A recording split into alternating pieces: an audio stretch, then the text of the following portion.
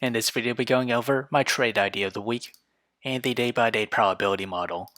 So let's start off with the technical analysis on the 1-hour chart. We are in negative MACD. We're at oversold levels with the RSI.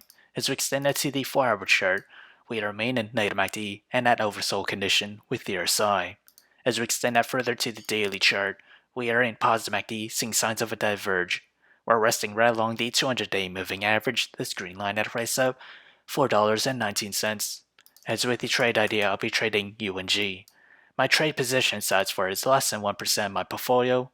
My long entries at $13.53, and that is this range here. My sell target is at $14.97.